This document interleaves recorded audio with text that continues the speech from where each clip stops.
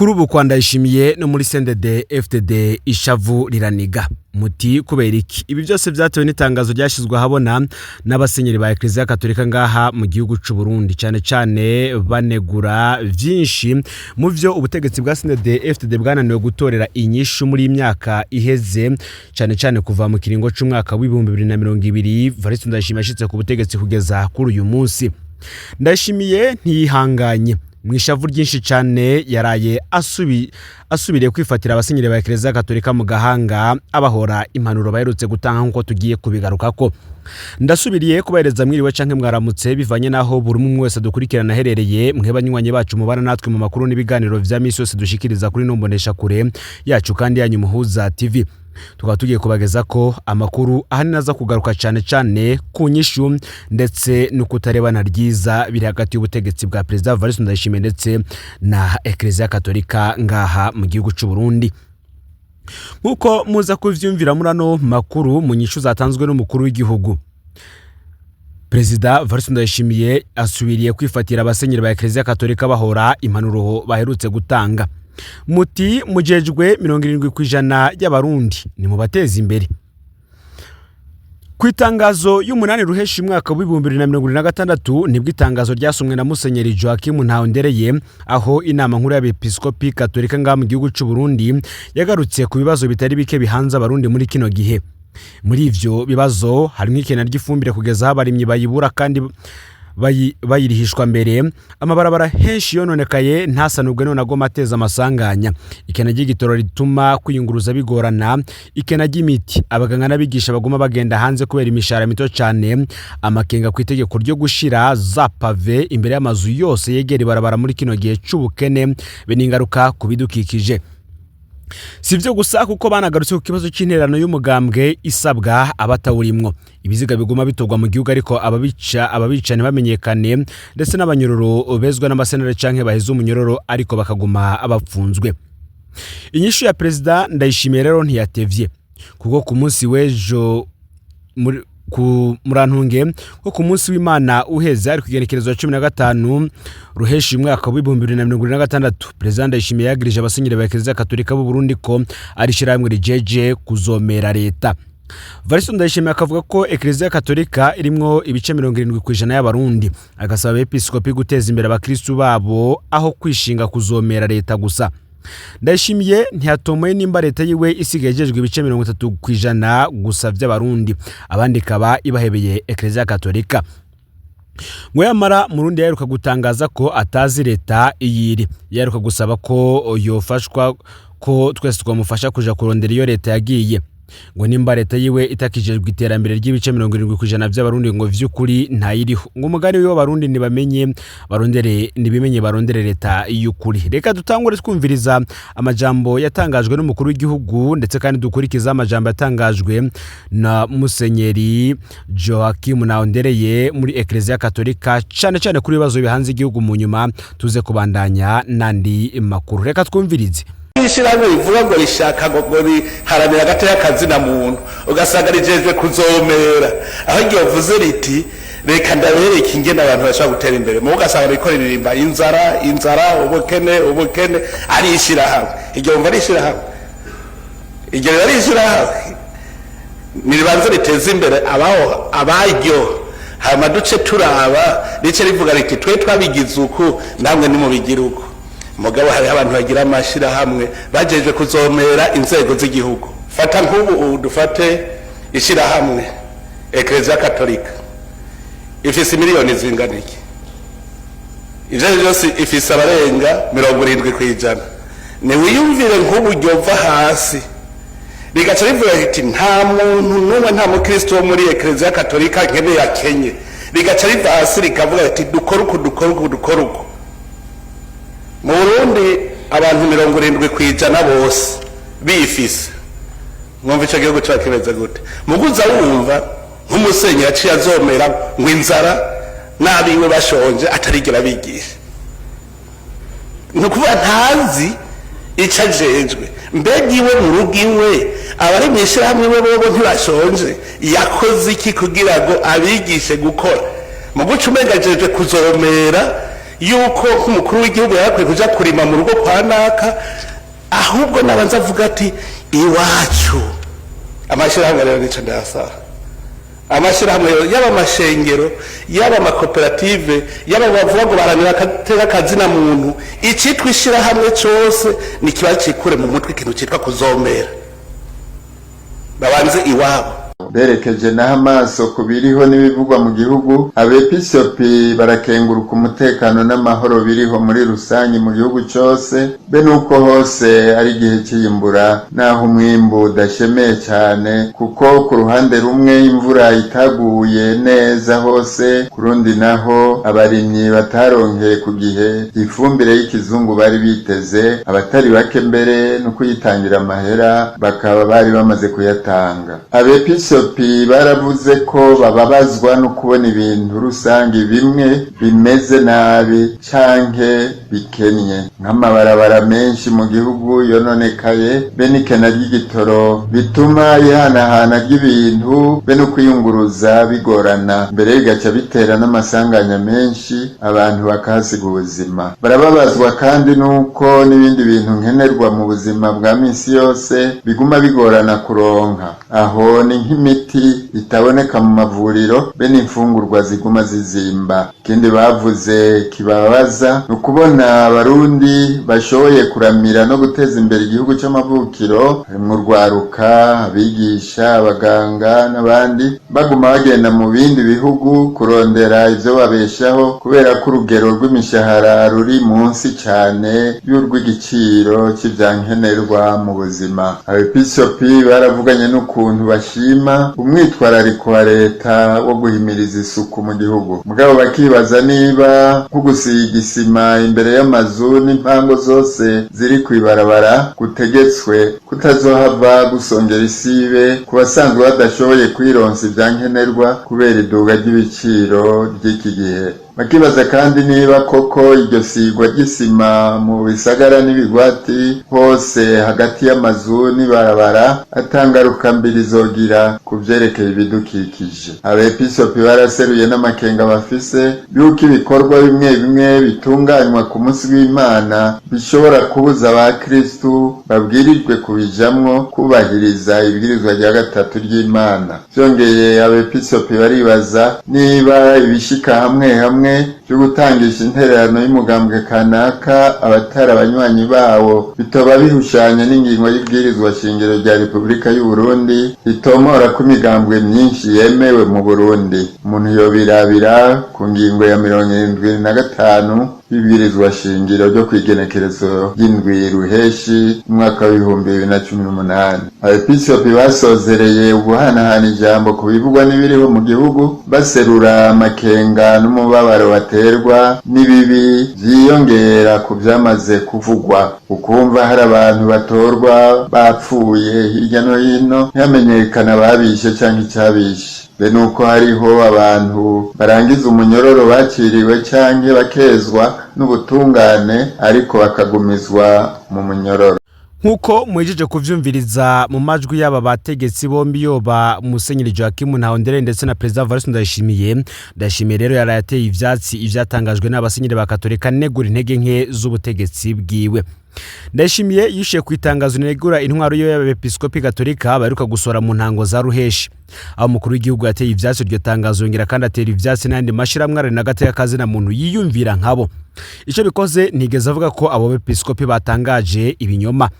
Ndayishimiye yamirije kandi amajambo y'abasenyeri ejo haheze mu nama nkuru ya CNPS ijejwe gutegekaniriza akazoza k'abanyagihugu. Ndayishimiye akagiriza abo basenyeri ko bishinga amajambo gusa ariko ntiberekane ibikorwa birimo inyishu zokemura ivyo banegura. Umukuru w'igihugu yagiriza abasenyeri ashimitse ko kuba banebagura intwaro yiwe ku bukene n'inzara bihanze abarundi ataco bivuze. Kubwo ahubwo akabona ko narya Gatolika ifise abayoboke barenga ibice 70% vy'abarundi ngiyaba ibamurikira ku nzira zobashikana ku iterambere, uruhara rwabo ruzoba rugaragara. Ndayishimiye ngo ntiyumva ingene kandi abasenyeri bidogera intwaro yiwe kandi mu bashonje harimwo abayoboke ba Katolika. Kubwa Ndayishimiye agasaba abasenyeri ko bova mu majambo bakaja mu bikorwa nkuko yabitangaje muri iyo nama. izi nyishu za Ndayishimiye zikerekana ko ngo umukuru w'igihugu ngo yamaze kwiyobora nk'uko bitangazwa n'umurundi ngo nibisanzwe. Ivyashikirijwe na Perezida Evariste Ndayishimiye kukamuga heruka gutegwa n'abungere ba Kiliziya Gatolika ngo ni ibintu biteje ikibazo cyane. Ico bikoze kikaba ikimenyetso kitabesha ko Ndayishimiye yamaze kurengerwa, bikerekana ko atanyisha abarundi bo mwitega muti gute. Abasenyeri Gatolika barerekanye ukungene abarundi bahanzwe n'ikena canke ukuzimba kw'ivyankenerwa kubera ibiciro vyaduze cyane mu gihe imishara yabo yoyo iguma ari yayindi. Kuba kuri iki kibazo Ndayishimiye abona ko abasenyeri ari bo bafise ububasha bwo kuzana igitoro n'ifumbire bakongera bakiga ahava uburyo bwo kuduza agashara kabigisha, abaganga, abasirikare n'abandi, ngo vyerekana ko Burundi butwagwa n'indongozi ngo zitazi ico zijejwe. Haramaze kurengerana ko Ndayishimiye yotanga imihoho nk'uko bitangazwa na bamwe mu bahumure bo mu mugambwe CNDD-FDD. Igikorwa c'amashirahamwe n'amashengero ngo nukwigisha bakebura ngo sugufata ingingo mu vy'ubutunzi bw'igihugu kuko ibwizwa shingiro nta bubasha ribaha muri ico gikorwa. Ico gikorwa ni ca Ndayishimiye hamwe n'abashikiranganje yishiriyeho bamufasha. Nkuko bibandanya bitangazwa n'ababazi vya politike ndetse babaye mu mugambwe CNDD-FDD kuva ikiri ku rugamba gushika igeze ku butegetsi, abasenyeri kandi baranateye ivyatsi ingendo yo mugambwe CNDD-FDD Ndayishimiye utoza intererano ku gahato abasanzwe atari abanywanyi bawo. Aha abasenyeri barerekanye ko ari uguhonyanga ibwizwa shingiro na cyane mu ngingo yaryo ya 75 ivuga ko imigambwe myinshi yemewe mu Burundi. Kubera ngo Ndayishimiye atahura ko abasenyeri ari bo bazoja gutegeka ndi kuri yo nimbonera kurezi yo guhagarika gutoza amafaranga abarundi ku gahato. Umukuru w'igihugu ngo abayerekanye ko ahubwo ngo yoba afise igice kimwe cy'abarundi ajejwe. Ngo Ndayishimiye ntatahura ko amabanga ashinzwe yo kurongora igihugu adasigura ko abarongoye baca bacika abanywanyi bo mugambwe CNDD-FDD. Abungere kandi baranateye akamo ku mpungenge bafise ku barundi baguma bagenda mu bindi bihugu kurondera y'ubuzi mu gihe ari bo boteje imbere igihugu cabibarutse. Igituma abarundi barimwo n'abasuda b'igihugu bahereye hanze ngo Ndayishimiye arakiza ariko akabona ko abasenyeri ari bo bari bakwiye kugikemura. Umukuru w'igihugu ngo bikaboneka ko asigaye ahimba ngo ntaco yimena gushika naho yishura ibintu bicuritse ku bibazo vy'inkoramutima biraba igihugu c'u Burundi. Mu bihugu ngo vyisoneye ngo akenshi haraba impinduka cyane biciye mu nama nshingamateka, ariko nayo n'ubundi mu Burundi yiganziwe n'umugambwe CNDD-FDD. Sivyo gusa kandi kuko abasenyeri bateye akamo ku kubona haguma hatoga ibiziga mu mihingo y'igihugu ariko ntihamenyekanya bica abo bantu. Ndayishimiye batahura ko abasenyeri ari bo bazobuza iperereza n'imbonera kure kunyuruza abarundi bakaca kubica. Mbega ngo dufate ko yoba yashatse kuvuga ko abasenyeri bo bari bo batuma imbonera kure kuniga abaseneri bakabatekera mu magunira bagata mu nzuzi. Ngo Ndayishimiye yashatse kuvuga ko abasenyeri ari bo batumye Colonel Fred Innocent Museremu gusogota umugeto wokeje mu ivi rya Dr Christophe Sahabo. Cyane benshi bagendeye kuri izi nyishu zatangajwe n'umukuru w'igihugu cyane ku vyavuzwe n'abungere ba Kiliziya Gatolika, bakabona ko ibintu vyamaze gukomera cyane ngaha mu gihugu c'u Burundi ngo hatagize igikorwa cyane kandi bikozwe n'indongozi nkuru mu butegetsi bw'igihugu ngo mu minsi iri imbere ngo harashobora kuzogaragara ikibazo gikomeye cyane ngaha mu gihugu c'u Burundi cyane cyabene igihugu bagumukana ubutegetsi canke se abategetsi noneho bakora ibibamaramaza cyane. Myandi makuru reka tubananize kubiriko biravugwa mu gisata c'agateka kazira muntu. Ese nindagandaguye Akimana niko yagize Jean Noel. Uyo Akimana niko yagize Jean Noel ni umusore w'imyaka 30 avuka mu gisagara ca Bujumbura yaba ku Mutanga Nord Avenue Musave numero 19. Jean Noel yarabuzwe irengero ku munsi w'Imana igenekerezo y'indwi ruheshi umwaka wa 2026 hama abiyo baza kumutora ikiziga mu buruhukiro rw'ibitaro rwa Karidi kuwa kane igenekerezo ya 11 ruheshi umwaka wa 2026. Kugeza ubu nta muco uriho kubamwishe. Akimana niko yagize yavuye muhira ku munsi w'Imana igenekerezo y'indwi ruheshi umwaka wa 2026 hari saa 9 avuga ko agiye muri concert yabera muri hotel Merdier Source de Nil. Ntawuzi ko yoba yarashitseyo. Concert yaraheze isaha 4 z'ijoro imuhira bararindira kataha barabura. Bukiye ku munsi wa mbere igenekerezo y'umunani ruheshi umwaka wa 2026 niho umuryango watangura kurangisha wabo uciye mu groupe WhatsApp. ku munsi wa gatatu igenekerezo ya 10 ruheshi umwaka wa 2026 niho umuryango waje kubaza mu iperereza no mu busho butandukanye hose barabura. Ku munsi wa kane rero igenekerezo 11 ruheshi umwaka wa 2026 umuryango wagiye kurondera mu bitaro bitandukanye. Niho bageze ku bitaro Rwakaridi bumva ko ari ikiziga kitamenyekanye cyazanywe kuwa mbere igenekerezo y'umunani ruheshi uyu mwaka wa 2026.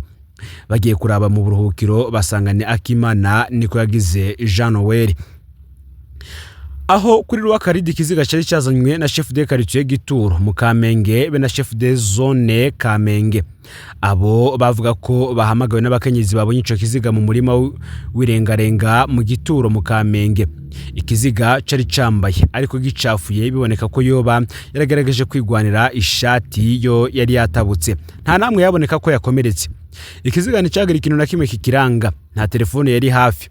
Chef de zone na chef de quartier babuze uwo azi ico kiziga nibo baciye bakijana ku bitaro Rwakaridi kugeza ubu niho kiri. Hari ikintu kimwe kitumvikana muri iyi dossier nkuko benshi bariko barabigaruka ko ni impamvu abo batware batigeze basohoye itangazo rivuga ko batoye ikiziga, ariko barasumvye abandi batware batari bake baca bihutira guhamba ikiziga batoye mbere bakanabuza abanyagihugu kubona ikiziga kiba catowe. Ngo mu Burundi uronse ikiziga cuwawe ushimira Imana. Abajyango bakimana niko yagize Jean Noel bavuga ko bashimira Imana ko bashoboye kuronka ikiziga cuwabo.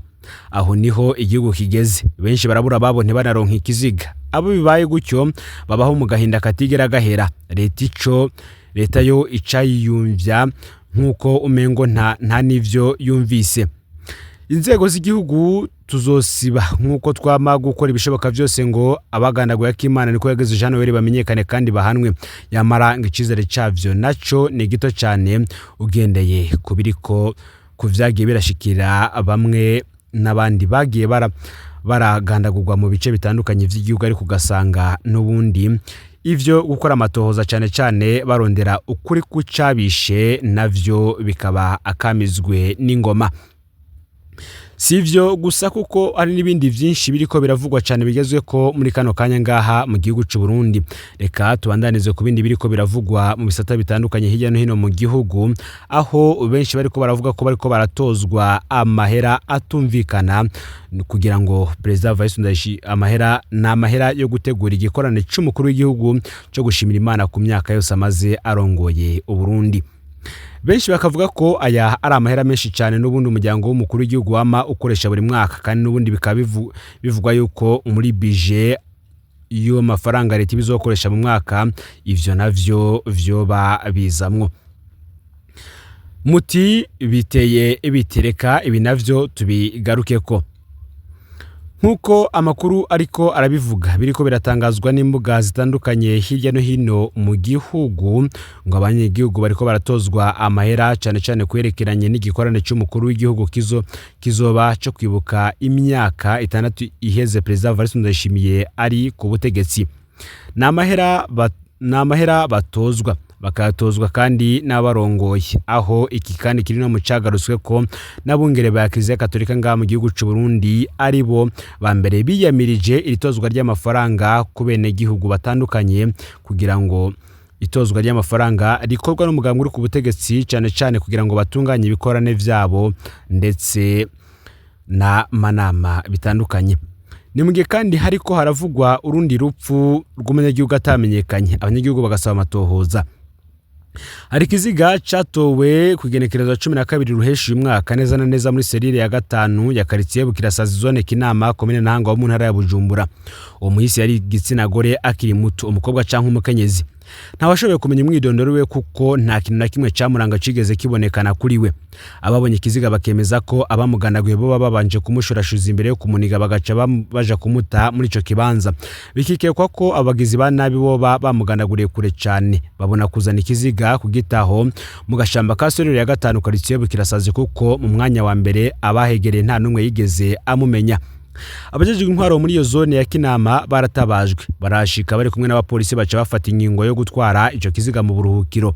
Abanyagihugu batangajwe no kubona abajejwe intwaro batigeze babishira habona kugira ngo wabuze uwiwe ashobore kuza kuraba ikiziga. Bagasaba bashimitse ko umunyagihugu rero atohambwa biwe bataramenyekana, ongere kandi hakogwe amatohoza yimitse kugira hamenyekane abo baramugandaguye.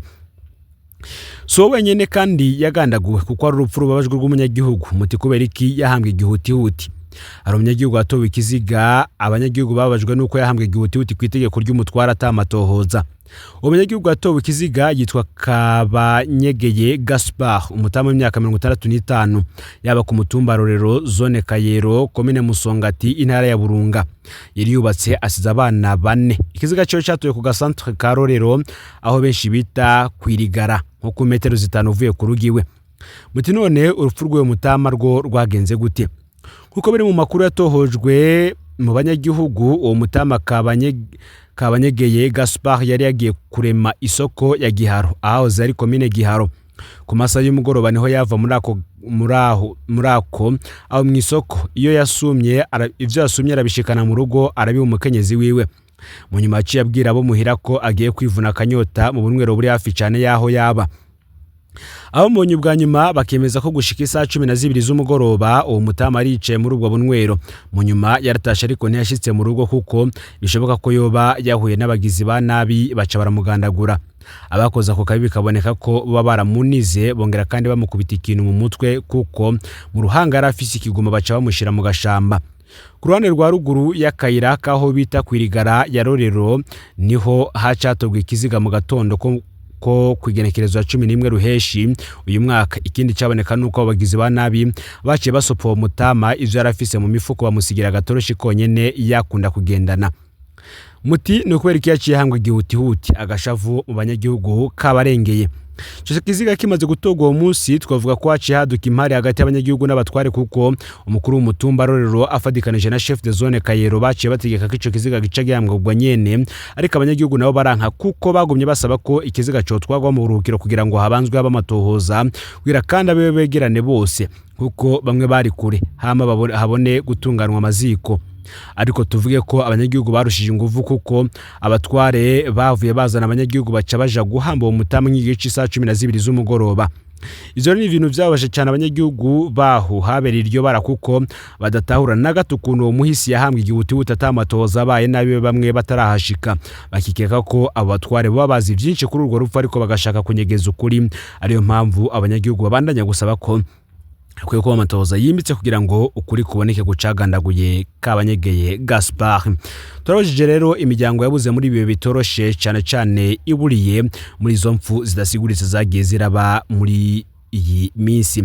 Ufite ne subscribe cyangwa se abone niba utarafite kugira ngo tujucikanwa nadushikiriza no Muhuza TV Imana iba hezagire mu bikorwa byanyu bya misi yose muri ko murakora. Amakuru yacu yo arabandanya.